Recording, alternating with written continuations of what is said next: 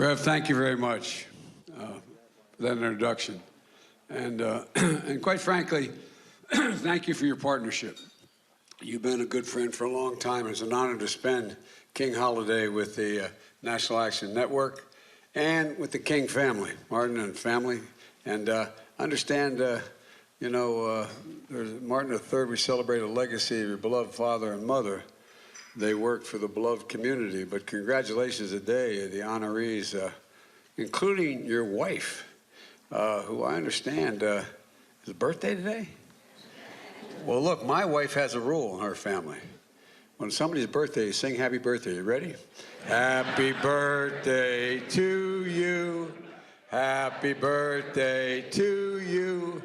Happy birthday, dear Valen. Happy birthday to you. Well, it's hell turning 30, but you got to put up with it. And Nancy Pelosi, who I think is literally, not figuratively, the greatest leader, House Speaker in American history. And Mignon Moore, a mover and a shaker in politics, and Ray Curry, a true champion for the dignity of workers. And everyone here from the civil rights community and Congress, it's wonderful to be with you on this special day. Yesterday morning, on what would have been Dr. King's 91st birthday, I attended the Sunday services at Ebenezer. And it was deeply meaningful and moving for me. It was because we face another inflection point in our nation's history, one that's going to determine what this country looks like several decades from now. You know, this is a time for choosing. Will we choose democracy over autocracy, or community over chaos, love over hate? These are the questions of our time that I ran for president to try to help answer, and that Dr. King's life and legacy, in my view, show us the way forward. We just have to look back. We got to be prepared. With all of you here, together we made some important progress. 2 years ago, our economy was on its back, flat on its back. People were hurting, particularly minority communities. Black Americans and other people of color were disproportionately hit. And Kamala and I and our administration acted decisively, with the help of people in this room, to not only rescue the economy from a pandemic downturn, but to lay the foundation for a stronger and more resilient and more equitable economy for decades to come. If you hold just a second, one of the things that I wanted to, it's a slight digression, but one of the big issues was with the pandemic. I wanted to make sure that we spent the time, effort, and had the mechanism to make sure that minority communities were not left behind, that we're not left in the lurch. And the highest percentage of workers, minority communities, were treated as, I mean, it was a single effort we had. And I'm very proud of the folks who ran that show, that we got it done. We got it done. You know, I'm of the view, and have been my whole career, which is only a couple years, I know I don't look that way. But I'm tired of trickle-down economics. You and I have never liked it, have we? And I think the economy, the way it should grow in America, is from the bottom up and the middle out. That way, poor folks have a shot, middle-class people do well, and the wealthy still do very well. They still do very well, but they start to pay their fair share. 2 years in, it's clearer than ever that I think our economic plan is working. We've created nearly 11 million jobs, the strongest job growth on record for any president at this point in history. The unemployment rate is the lowest it's been in 50 years, and black unemployment is near record lows. Wages for black workers are up. 2 strongest years ever for small business creation, including black small businesses. Across the board, American families have a bit more breathing room. More black Americans have health insurance than ever in American history. And as of this 1st of January, our legislation is kicking in from last year. Insulin now is capped at $35 a month for seniors on Medicare, instead of paying up to hundreds of dollars a month. And big pharma, under the law we finally got passed with not much help from the other team, big pharma is in a situation where if they raise the drug price beyond the rate of inflation, they're going to pay stiff penalties for doing so. That's a fact. And so we're trying to bring things under control. We're seeing the same progress on energy costs. Folks can get tax credits when they install energy-efficient appliances in their home, like an energy-efficient dishwasher or heat pumps or electric vehicles if you're able to buy one of those. We're investing in those fence-line communities that have suffered the most consequences and been smothered by pollution, like Cancer Alley in Louisiana, or my home state, Route 9 in Delaware, where all the mills are, where the oil refineries are. And we're making sure that these communities benefit from the biggest investment ever, ever, ever, with cleaner and safer environment. And the jobs that are going to go to clean up the environment are going to go to the folks in that community, good paying jobs. They're the ones that are going to get the jobs. And so, folks, these are all pieces of a big new law that we passed. Now they're kicking in. Americans can start to feel the benefits of these laws in their everyday lives. But that's not all. We're implementing a once-in-a-generation infrastructure law with equity at its center, and I mean that sincerely, with equity at its center. My Justice 40 initiative means 40% of all the benefits in this infrastructure law, which is over $1.2 trillion over the next 10 years, those benefits of certain federal investments flow directly to disadvantaged and underserved communities. For example, 70% of the new infrastructure investments for shifting to electric school buses, for example, so far have gone to disadvantaged communities where kids aren't breathing that polluted air from diesel buses. 70% so far has gone to minority communities, and a lot more is coming. We're modernizing American roads, bridges, ports, airports across the country. And we're beginning to replace every poisonous lead pipe in America, every single one. We've already started, so every child in America, so every American can turn on a faucet at home or at school and drink clean water. A significant number of minority communities can't access affordable high-speed internet, as you all know, and you've told me for years. Well, we're going to make sure that every community has access to affordable, high-speed internet, so no parent has to drive to a McDonald's parking lot to have their kid sign up for connection to be able to do their homework. By the way, it's going to create millions of jobs in the meantime. Folks, look, speaking of education, instead of photo ops, and I know I spent a lot of time, some here from Delaware know I'm a big Delaware State guy. I went to the University of Delaware, but my political foundation was Delaware State College, HBCU. I said I was going to help HBCUs that haven't been getting the help they need. You know, the folks at HBCUs are as competent as anybody else, but guess what? They don't have the laboratories. They don't have the funding because they don't have the endowments to build the laboratories for these good, new paying jobs. And so we've delivered nearly $6 billion in funding to HBCUs to invest in next generation of black leaders. That's a record, and that's a fact, and it's not going to stop. To help close the wealth gap, the racial wealth gap under Secretary Fudge, she is leading the effort. We're expanding efforts to build black generational wealth like every other person who built their wealth. How'd they build it? Homes. They invested in the equity in their homes. That's how it got built. You know, if you build, in the last 25 years, if you build a housing development on one side of an interstate highway, and you built the same one on the opposite side, and one is predominantly black and the other is predominantly white, guess what? The value of the exact same home, built by the exact same builder, is more valuable on the white side of that highway than on the black side. That's a fact. So we're going to aggressively combat racial discrimination in housing, including working to restore the rule that says if a community gets a federal housing aid, it's not enough just to say it won't discriminate. It has to be meaningful, affirmative steps to overcome patterns of segregation and give everybody a fair shot that lives there. The same thing. And by the way, if you live in one of those neighborhoods and you have the same exact car I have in the other neighborhood, you pay more for your insurance than that side. No basis for it, none at all, other than you're black and I'm white. We're also working with leaders to strengthen programs to redress the negative impacts of redlining.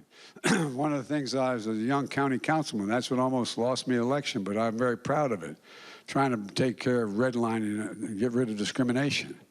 We're launching a $1 billion pilot project funded by my bipartisan infrastructure law that Nancy made sure we got passed. Nance, thank you. To help reconnect communities where highways have physically broken them up and locked out predominantly black communities from opportunities for economic growth. In the city of Wilmington, Delaware, where I'm from, well, guess what? I-95 goes up through what used to be a predominantly black neighborhood. Well, now you got 7, 8, 9 lanes, common exits and on ramps and off ramps that divide the community. It's lost its coherence. Well, there's remediation money in the infrastructure bill to be able to pave over that, to have so that's a tunnel instead of you put parkland in there, put recreation facilities in there, community centers in there. And finally, we're addressing the cruel fact that a black family's homes often appraised, as I said, at much lower value than the homes owned, the same home owned by white families. Black small businesses are the engines and the economic glue of any community. I need not tell anybody in this room. Restaurants, law firms, barbershops, beauty shops. These are the folks that hold the community together. They're the ones that sponsor the Little League. They're the ones that sponsor the church events. They're the ones that sponsor the local volunteer fire company. They're the ones that sponsor everything. They keep a community going. Well, to hold that community together, we need to encourage more of that. So I'm proud I signed a law that permanently authorizes the Minority Small Business Development Agency for the first time in our history. And it gives expanded authority to help even more black-owned businesses grow. My administration also oversees hundreds of billions of dollars in federal contracts, from everything from refurbishing the deck of an aircraft carrier to installing handrails in a federal building. Well, I determined a long time ago when I first got in that, you know, there's a law that was passed in the late 1930s, that says that if you, in fact, are going to spend taxpayers' dollars and the president has to authorize where that's spent, it should be spent on American-made products by American businesses. Well, guess what? We're doing it. And an awful lot of people are going to work. An awful lot of people are going to work. And folks, in that, when I sign those, when we award those contracts, I made a commitment, increasing from what is now roughly 10% of those contracts going to minority businesses to 15%. To 15% by 2025. And the share of those dollars are going to go to small business and disadvantaged businesses, including black and brown-owned businesses.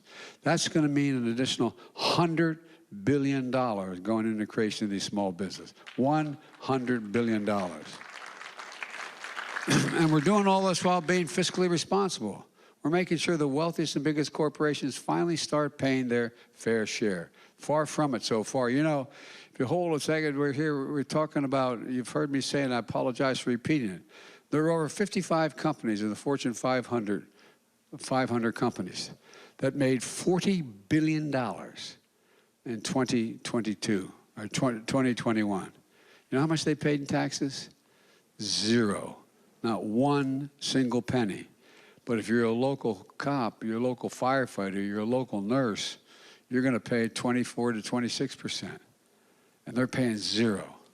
Well, we increased the corporate minimum tax. I want to go back at it. Increased the minimum tax to 15%.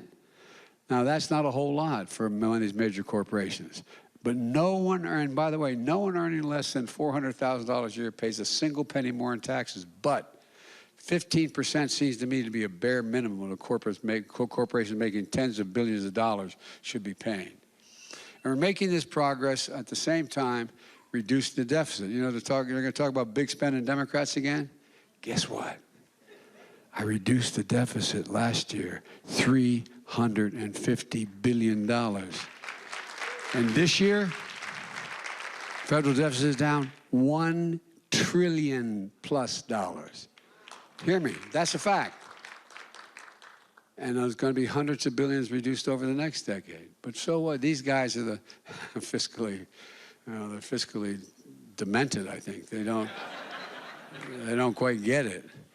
To deliver equal justice under the law, we're building a federal bench with judges that reflect all of America. Your dad talked about, give me judges and we'll straighten things out. Fair judges. Well, guess what? You've probably heard of a lady called Ketanji Brown Jackson.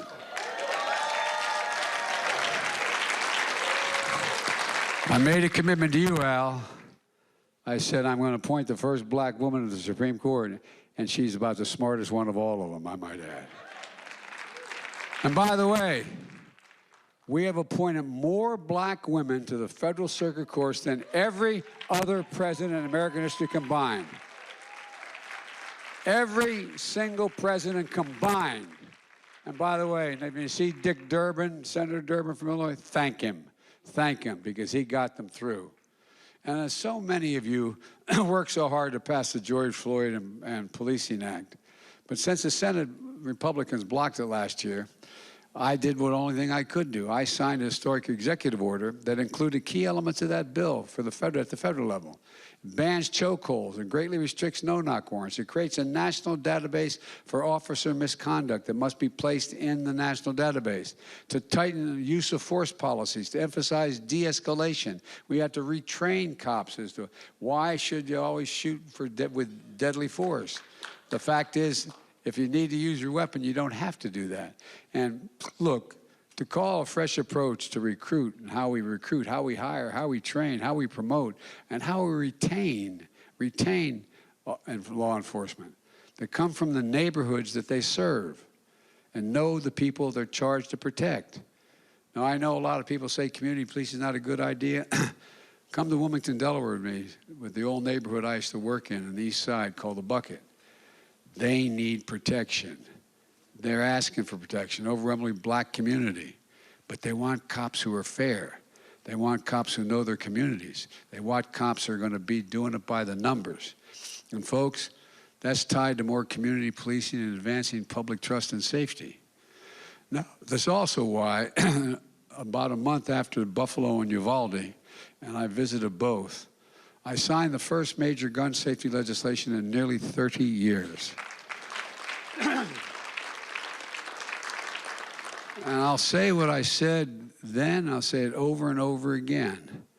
I am going to get assault weapons banned. I did it once, I'm going to do it again. There's no social redeeming value. Deer aren't wearing Kevlar vests out there. What the hell you need an assault? No, I'm serious. And ban the number of bullets that go in a magazine. There's no need for any of that. I love my right-wing friends who talk about the tree of liberty is water with the blood of patriots. If you need to work about taking on the federal government, you need some F-15s. You don't need an AR-15. I'm serious. Think about it. Think about the rationale for this. It's about money. Money, money, money. Meanwhile, we're making historic investments in community violence interventions. Studies have shown that reduced violent crime up to 60%. We've seen this kind of impact in Baltimore and Sacramento. And by the way, even if I didn't want to do this, I'd be in real trouble. My daughter's a social worker, and this is what she does. And so if I didn't, I'd be in real trouble with my Ashley. You got an Ashley, we got an Ashley. You think I'm joking? I'm not joking. And one other thing about equal justice. I'm keeping my promise.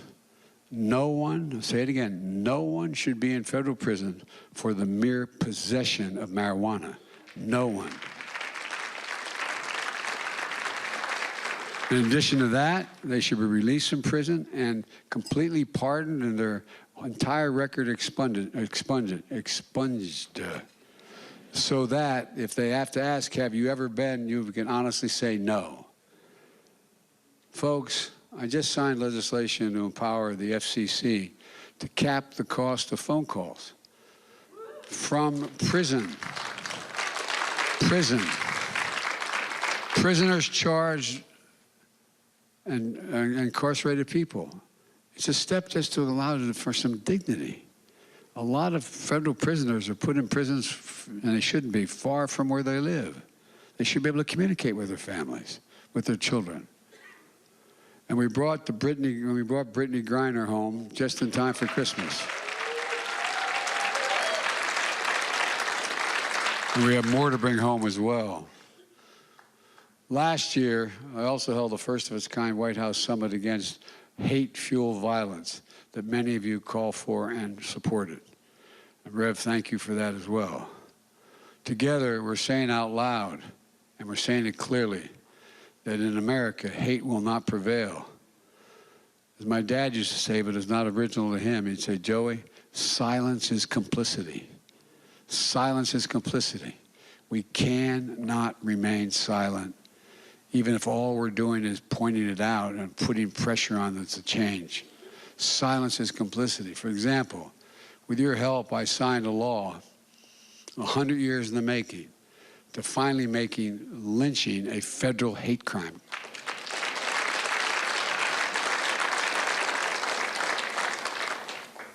To silence, as your dad said, the crying voice of little Emmett Till, screaming from the rushes of the Mississippi. Folks, it takes too long. And you've just shown me at the bill signing for other victories, to enshrine marriage equality into the law, to make Juneteenth the first new federal holiday since the establishment of Dr. King's holiday. The idea, if we can hold a second here, the idea that we're supposed to remain silent on the abuses of the past, as if they didn't occur, that's not being woke, that's being honest. That's talking about history. Well, folks, but we have a lot of unfinished work to do, though. A lot of unfinished work. We have to keep building on it and defend our progress, because this new Congress, look, I know I get criticized from some of you and some folks in our party, my party, but I'm ready to work with the new Republican House on any Republican or any Republican Congress to make progress for the people of America. But like many Americans, I was disappointed to see the very first bill that the House Republicans, and Nancy, you probably rolling over when you saw it, are bringing to the floor that would help the wealthy people and big corporations cheat on their taxes at the expense of ordinary middle-class taxpayers. You know, all these new IRS agents we have is because they fired a lot of them and a lot of retiring. And guess what? Who needs serious agents to know what they're doing and not doing? The billionaires, the multi-millionaires. And according to nonpartisan Congressional Budget Office, this one bill alone will add $114 billion to the deficit. This is their first bill. And they campaigned on inflation. They didn't say if elected their plan was to make inflation worse. Plus, House Republicans introduced another bill on the Strategic Petroleum Reserve, blocking action that would help lower gasoline prices and help consumers. They're preparing to vote on a third bill. They want a national sales tax. Now, let me say this again. I know if I said that, it sounds like, what's Biden making up here? They want to raise tax the middle class by taxing thousands of everyday items, from groceries, gasoline, clothing, cutting taxes for the wealthiest, because they want to supplant the money lost from taxes on the millionaires and billionaires with a sales tax on virtually everything in the country. What in God's name is that all about, other than what is obvious? They want working class folks to be paying another 10, 20% in their taxes, depending on where they live and how they're spending the money. And they're going to reduce taxes for the super wealthy. Now, if we didn't see it, I think this is making this stuff up. If I told you in 2023 a party was going to run on a national sales tax, well, that's how they're starting their new term. Cutting taxes for billionaires. And by the way, the number of billionaires went up during the recession. Up. They didn't go down, they went up. Raising taxes on working families? Making inflation worse? Let me be clear. If any of these bills happen to reach my desk, I will veto them. Any of them. What I was saying during this last election cycle, this off-year election, this next thing, everybody said, you got to be making this up, Biden. Well, they're going to continue to cut Social Security or Medicare, which Americans have been paying into with every single paycheck they've earned since they first got their first job when they were 16 years old. But if Republicans want to work together on that's what they want to, they're going to argue that the thing is that for them to be sustained, you're going to have to change the way in which it works. Instead of putting more money in to guarantee Social Security, they're going to kind of cut Social Security, cut Medicare. Look, if they want to work together in real solutions to lower inflation, create jobs, and build an economy that works for everybody, I'm ready. One more thing. I don't want to hear a word from the other side about my student debt relief plan. Let me tell you why I say that. It's going to help tens of millions of folks on Pell Grants. We're hit financially because of the pandemic. 70% of black college students receive Pell Grants. For many black students, the saving will be significant in my debt relief plan, including wiping out their student debt completely. That's a real game changer. And by the way, it will increase economic growth, not diminish it. But the other side is dead set against it. These are the same folks who didn't have any problem at all during the pandemic to vote for and make sure they get this so-called pandemic relief loans. We all supported it. But guess what? A lot of these folks in the Congress on the Republican side were beneficiaries of these debt relief loans to the tunes of tens of millions of dollars. Not individual. I think the highest individual one was $1,200,000 or something. I didn't hear a word. I did not hear a word from them about they shouldn't be getting that relief. We didn't limit how much. We said if you had a loss and it was legitimate in business, then you get to wipe it away. And they're complaining about some kid being able to take away $20,000 in student debt that keeps him and his wife or his husband, her husband, from being able to buy a home or start a business or just get going?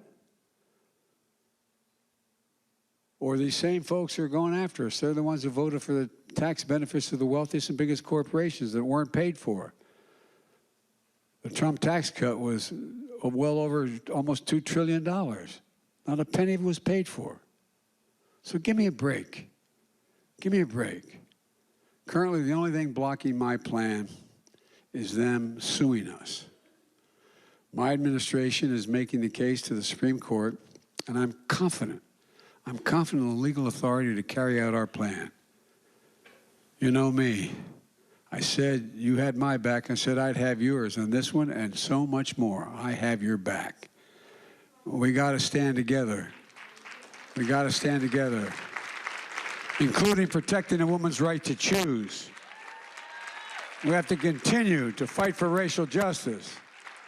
We got to cut black child poverty. We cut it in half in 2021 because of the child tax credit. We should be permanently cut it. Now, I need your help to make it permanent. I was pleased to see Democrats and Republicans work together to pass the Electoral Count Reform Act to protect the will of the people. Nancy, thank you for getting that done, and a peaceful transfer of power. But we have to get the votes in Congress for the John Lewis Voting Right Advancement Act and the Freedom to Vote Act. That's why I went to Atlanta a year ago to make clear we cannot let the filibuster be an obstacle in protecting the sacred right to vote, period, if we get there. Let me close with this. Many of you have been working on these issues for a long time. Over the past 2 years, we've gotten an awful lot done together. We got a lot done together. So let's keep it going. We have the most vibrant economy in the world right now, in the world. We're doing better than any other major nation in the world today. And that's what I thought about yesterday at Ebenezer. and that inflection point in history we're at. The path is clear. To go forward, we need to go together. So let's be guided by Dr. King's light and by the charge of Scripture, which is, let us never grow weary in doing what is right, for if we do not give up, we will reap our harvest in due time. Well, we're going to reap the harvest. Let's remember who we are. We're the United States of America, and there is nothing beyond our capacity. Nothing, nothing, nothing if we do it together. So God bless you all. God bless the King family. And ladies and gentlemen, may God protect our troops. Thank you so very much.